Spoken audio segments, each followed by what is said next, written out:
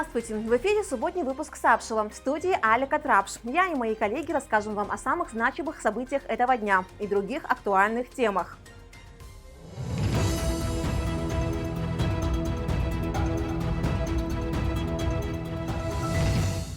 Сегодня в выпуске. Стандарты качества и новые горизонты. В Министерстве туризма проходит профессиональная аттестация экскурсоводов.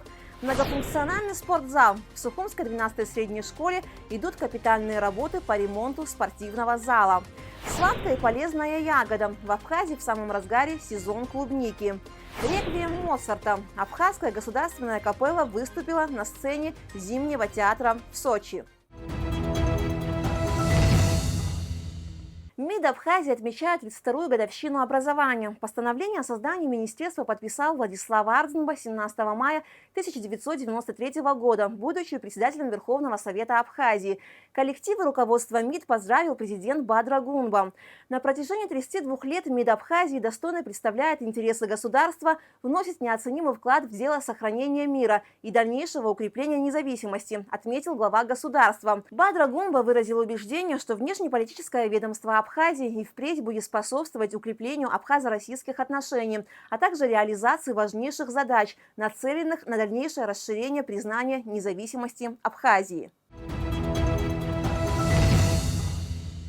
Вечер памяти первого президента Абхазии Владислава Ардзинба прошел в Москве. Мероприятие было организовано посольством республики в Российской Федерации. Вечер посетили дипломаты, представители российских государственных структур, общественные и научные деятели, члены абхазской диаспоры. Приветствуя гостей, полномочный посол Абхазии в России Алхаз Квицини отметил: политическое завещание Ардзинба – это призыв хранить суверенитет Абхазии, укреплять ее государственность и дружбу с теми, кто поддерживал нас в трудный час. А это прежде всего Великая Россия и ее многонациональный народ, разделивший с нами тяготы борьбы и радость побед. От имени посольства Республики Абхазия в Российской Федерации приветствую вас на торжественном мероприятии во знаменование 80-летия со дня рождения первого президента Республики Абхазия, героя Абхазии, кавалера ордена Ахтзабша первой степени Владислава Григорьевича Ардзинба. Сегодняшняя дата – это дань памяти и уважения к человеку, чье имя навсегда вписано золотыми буквами в историю абхазского народа.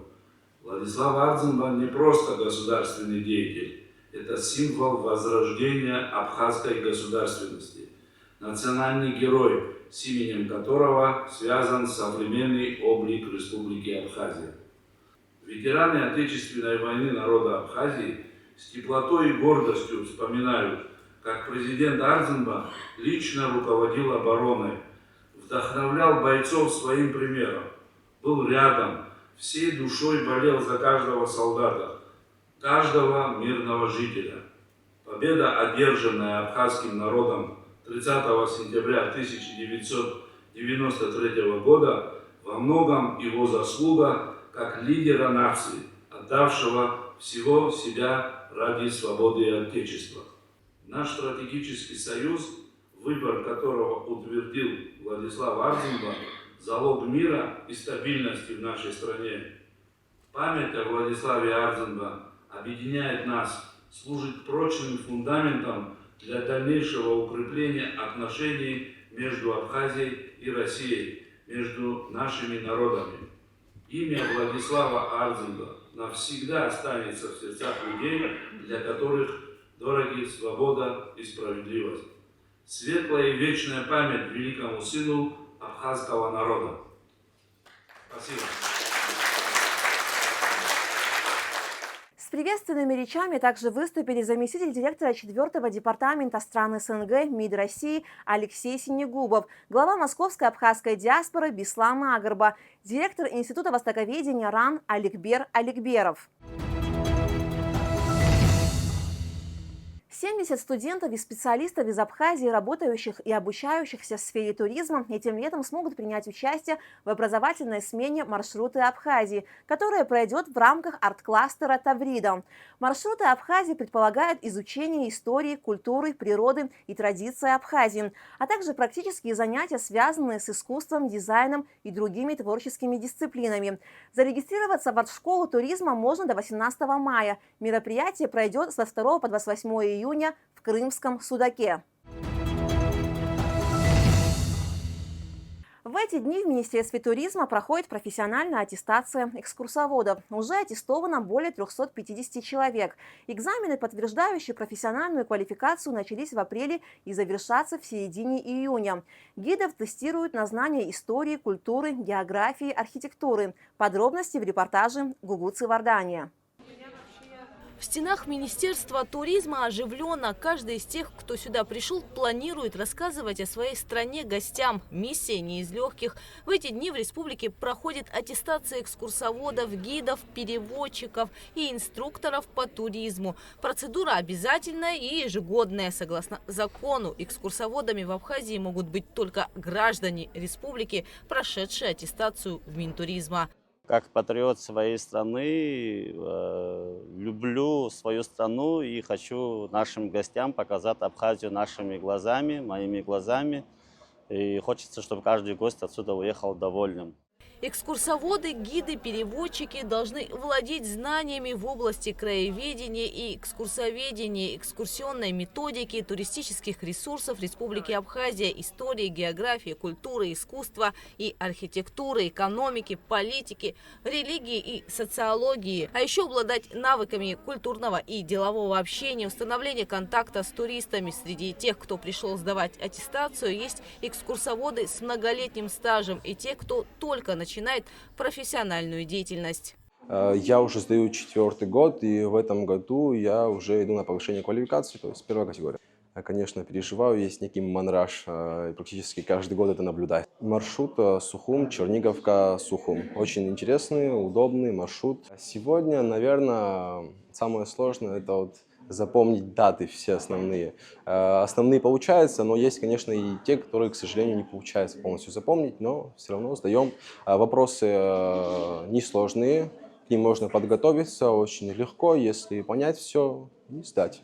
Вот на сегодняшний день это мой 2-й экзамен. То есть я являюсь пока что новичком, как бы парень, который постигает полностью грани экскурсоводческого дела и пытается лучше вникнуть в этот процесс. У меня сегодня сразу несколько направлений. Это как направление по западной территории Абхазии, это Гагра, Рица, Новый Афон. Также территория Восточной Абхазии, это такие районы, как Гулрыбский район, Дранский, Ткварчал, святые места Абхазии. Аттестация экскурсоводов традиционно начинается в апреле и завершается в июне. В течение 2 месяцев несколько раз в неделю на экзамены в Министерство туризма приглашаются те, кто прошел курсы экскурсоводов и подал соответствующую заявку. Экзамен делится на письменную и устную части. В состав экзаменационной комиссии входят представители Минтуризма, историки, преподаватели вузов, журналисты, общественные деятели. Уже аттестовано более 350 человек. Ежегодно меняем вопросы, пытаемся сделать их интереснее, сложнее, и в этом направлении есть работа. Те, кому не удалось изначально пройти аттестацию, сдают экзамены в завершении всего аттестационного процесса. Даем время подготовиться и в конце всей аттестации приглашаем их отдельно. Да, они уже сдают в конце июня, после всех основных. Люди, которые не сдали, идут на переаттестацию. И в том случае, если они 2-й раз не смогли сдать, то мы их не аттестовываем. Аттестация экскурсоводов определяет категорию специалиста в зависимости от стажа работы и образования. 1-я категория присваивается человеку с высшим образованием и стажем работы более 5 лет. Также ее получают те, кто не имеет высшего образования, но стаж работы превышает 7 лет. 2-я категория присваивается при стаже работы от 3 лет и наличии высшего профессионального образования. Экскурсоводам со стажем работы до 3 лет категория не присваивается. Гугуца Вардания, Лилиан Маршан, Абхазское телевидение. В В Сухумской 12-й средней школе идут капитальные работы по ремонту спортзала. Средства выделены из республиканского бюджета. После ремонта здесь могут заниматься не только учащиеся школы, но и проводить различные спортивные соревнования городского масштаба. Спортзал расположен во дворе, имеет большую площадь и отдельный вход. Также планируют установить сцену для праздничных и торжественных мероприятий. Капитальный ремонт спортзала Сухумской средней школы номер 12 был начат еще в августе прошлого года, но из-за отсутствия лимита финансирования работы были временно приостановлены. И вот сейчас они вновь возобновились. На данный момент ведутся отделочные работы по фасаду. Общая сметная стоимость ремонта составляет 12,5 миллионов рублей. Финансирование выделено из республиканского бюджета. Работу выполняет фирма «Юнистрой», заказчик УКС. В плохую погоду, в дождливую погоду проникала вода сквозь стены вовнутрь спортзала, после чего образовывалась плесень, и в связи с этим мы подготовили сметную документацию на, получается, восстановление фасада. Штукатурили фасад, после чего нанесли караед, сейчас уже вот на стадии завершения, и после чего уже нанесут краску. Стоит отметить, что спортзал в учебном заведении не функционировал все послевоенное время. Протекала крыша, и со временем все помещение пришло в негодность. Так как здание находится во дворе отдельным строением, на его ремонт нужны были немалые средства. Уроки физкультуры проходили во дворе школы, не только в хорошую погоду, а в непогоду у детей вовсе не было возможности заниматься. По внутренним работам работы выполнены на 80%. Выполнены работы в полном объеме по переодевалкам и санузлам. Сейчас идут подготовительные работы по устройству полов самого зала. Также была заменена кровля частично над спортзалом. В спортзале провели электропроводку, водопровод и канализацию. Здесь также будет обустроена тренерская комната. Завершить ремонтные работы планируют в сентябре текущего года. После ремонта в этом спортзале смогут заниматься не только учащиеся школы, но и проводить здесь различные спортивные соревнования городского масштаба. Также планируют установить сцену для праздничных и торжественных мероприятий. Алика Трапша-Ахрамичба, Абхазское телевидение. В республике разгар клубничного сезона. Урожай этой вкусной ароматной ягоды реализуется как на местном рынке, так и на экспорт. Каков урожай клубники в этом году? С какими трудностями сталкиваются производители? Мы побывали в нескольких частных хозяйствах, где выращивают клубнику, и пообщались со специалистами. В селе Допухыт семья Гивишунгба уже 3 года выращивает клубнику. На территории в 1 гектар произрастает 40 тысяч корней ягоды 2 сортов – Альба и Клери. Изначально Гивишунгба с супругой Мананой Кварчи выращивали клубнику в небольших количествах, исключительно для своей семьи. Но после они написали проект в Министерство сельского хозяйства, который был одобрен. Семье выделили 600 тысяч рублей. На эти личные средства они приобрели саженцы, систему капельного орошения и специальную пленку. Клубника действительно довольно прихотливая ягода, требующая определенного ухода и внимания. Чтобы получить хороший урожай, необходимо правильно подобрать сорт, подготовить почву, осуществить посадку и правильно ухаживать за клубникой в течение всего вегетационного периода. Это очень сложный процесс. Изначально вот посадили, с этого вот пройдет 10 дней, уже его надо от травы чистить. Чистит она, потом зимой якобы вот как будто бы она и растет, сидит, а потом уже весной обратно чистим. И потом появляются уже цветочки, ягоды, и вот сбор начинается. Это все очень труд, большой, огромный труд. Дети приезжают, когда у них выходные, они приезжают, помогают. А так я вот с супругом. На сбор кого привлекаете? Так, на сбор соседи, родственники. Желающих очень много, но от 7 до 10 человек они у нас работают. Сбор клубники начинается в конце апреля и продлится до середины июня. В настоящее время уже собрано около 2 тонн урожая. Примерно столько же еще ожидают. По словам владельцев клубничного хозяйства, погодные условия оказывают большое влияние на качество урожая.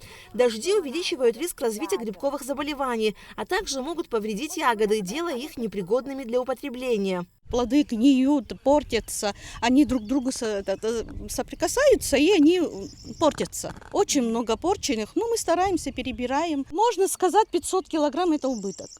Да, это если посчитать, мы ящики закупаем, рабочим платим, витамин обязательно, его надо кормить витаминами. Без витаминов такая красивая клубника не будет. Клубнику собирают, тут же чистят и фасуют. Главное в этом деле проследить, чтобы в ящик не попали испорченные ягоды. За сбор одного ящика платят 120 рублей. Сейчас килограмм клубники реализуют по цене 250-300 рублей. Даже после окончания вегетационного периода клубника нуждается в постоянном уходе. Мы берем вот эти листья, они уже будут вот такой вот куст большой, она уже отошла, нет уже клубнички.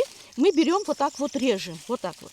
Вот так режем, вот этот корень оставляем. Вот с этого корня уже весной будет уже новая клубника. Скажите, а вы на зиму не закрываете полностью, чтобы Нет, корни не замерзли? Это морозоустойчивый сорт, оно не замерзает, ничего с ним не будет абсолютно. Супруги Гевишинкуба и Мананакварча неустанно трудятся в своем хозяйстве и надеются, что сезон в этом году будет хорошим. А в селе Лабра Сергей Авидисян вот уже 4 года на территории 0,6 гектаров выращивает клубнику сорта Клери. Ягода растет в закрытом грунте, на вкус очень сочная и сладкая. Всего здесь было высажено 30 тысяч корней. Но недавно обрушившийся на всю страну ураганный ветер нанес колоссальный ущерб тепличному хозяйству.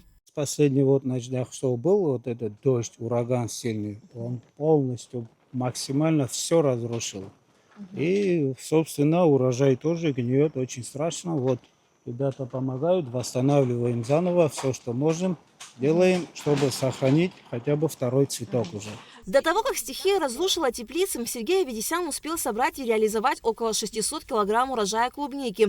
По его словам, убытки составляют столько же. Оставшаяся часть урожая непригодна для реализации, так как уже не имеет товарного вида. Стоит отметить, что изначально Сергею Авидисяну была оказана помощь Министерством сельского хозяйства. Их уже не спасти, они уже полностью дождь повредил и гниль пошла. Вот этот товар сейчас...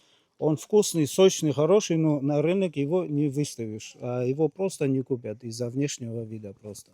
Вот это сейчас полностью надо, я не знаю. Оно и не сохранится, наверное, да? Нет, ее можно закрыть, варенье, компот, что-то сделать. А так на рынок его не выставишь. Все, этот урожай надо полностью собирать, потребить дома или просто выкинуть. В принципе, все, что касаемо рассада, пленка, капель, рейки, все, проволоку, мне все выделили Минсельхоз. Сейчас семья Сергея Авидисяна своими силами восстанавливает тепличное хозяйство и надеется успеть собрать второй урожай. Помимо клубники, сельчанин выращивает и фруктовые насаждения. На территории в 1,5 гектара 3 года назад при поддержке Минсельхоза был заложен сад. Здесь произрастают 400 корней хурмы и по 200 корней алычи и персика. В прошлом году собрали пробный урожай. В этом году Сергей Авидисян столкнулся с серьезной проблемой. Река, протекающая близ сада, стала вымывать его. В течение 1 года, скажем так, уже 20 метров смыло земли. И, собственно, как видно, корни уходят уже тихо-тихо.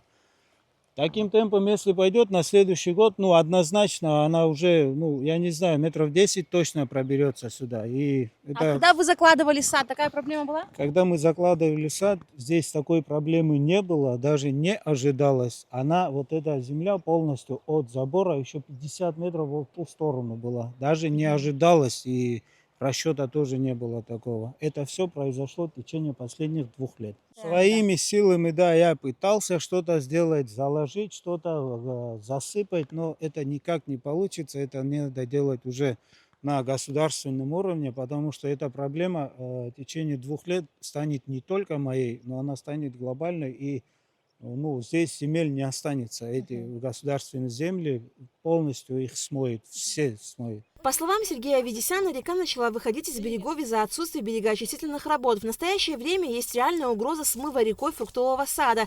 Сергей Авидисян надеется, что государство окажет поддержку в решении данной проблемы. Алика Трапш, Константин Парулова, Абхазское телевидение.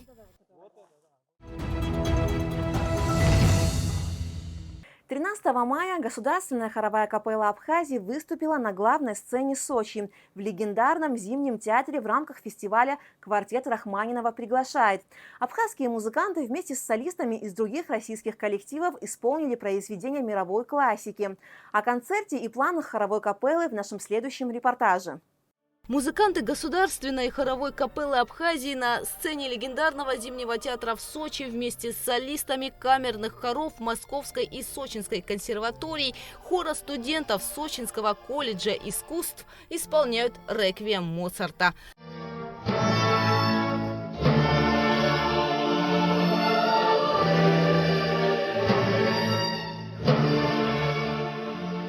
Моцарт «Реквием».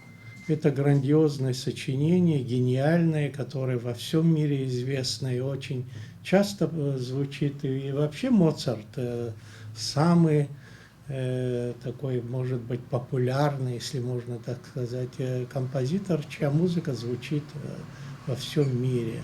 А в частности, его «Реквием» тоже очень часто звучит. Мы исполняли, кстати, капелла исполняла вместе с Адыгейским оркестром, с нашими солистами филармонии в Абхазском театре несколько лет назад. Мы исполняли это сочинение.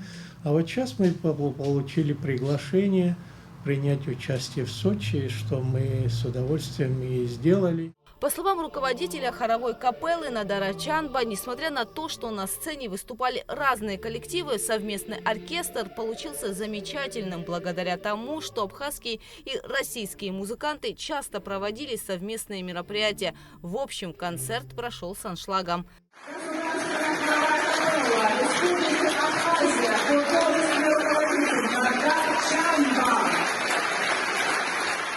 Обычно вот такие фестивальные оркестры собраны, я не очень люблю, поскольку любой коллектив должен как сложиться, да, и ансамбль должен быть. А вот здесь, видно, и музыканты до этого знали друг друга, и очень хороший оркестр был. И организатором всего вот этого грандиозного мероприятия является, значит, руководитель Сочинской камерной филармонии. Есть Сочинская филармония обычно, есть камерная филармония. Вот, Сергей Цедрик, это очень активный такой деятель, он сам альтист, на альте играет, значит, кроме того, он дирижирует, и он, кстати, на этом концерте в первом отделении играли 23-й концерт Моцарта для фортепиано с оркестром, и он дирижировал. А вот во втором отделении был Моцарт «Реквием», и я уже сказал, какие коллективы участвовали. Значит, солисты были из Москвы, в основном, и из Сочи одна певица, меццо-сопрано, и дирижером был профессор Московской консерватории Александр Соловьев.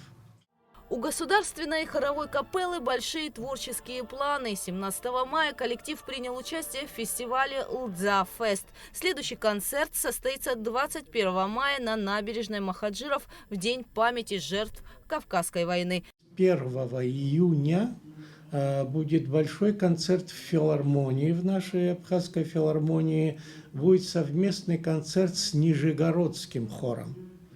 Вот, в первом отделении они будут петь, во втором отделении мы, потом уже вместе будем исполнять одну абхазскую и одну русскую песню. 2 числа, буквально на следующий день, у нас будет в Пещере концерт. Это очень интересные такие концерты, которые организуются Хиблой ВОСБА. В Пещере при поддержке дирекции, руководства пещеры. 17 и 14 июня в Новоафонской пещере пройдут еще 2 концерта государственной хоровой капеллы.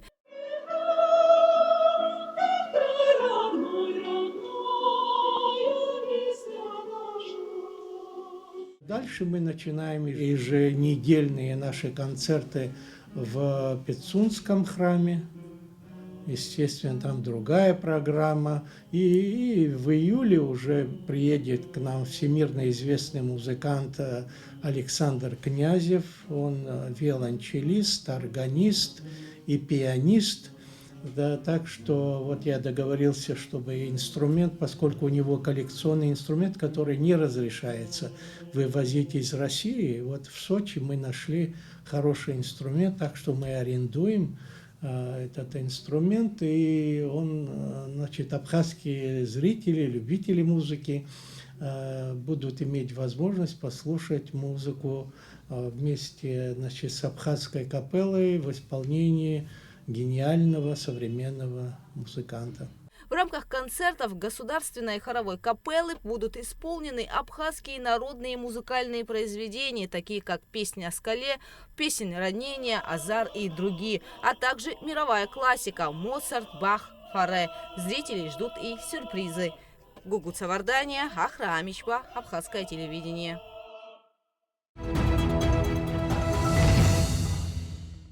На этом наш выпуск завершен. Всего вам доброго и хороших новостей.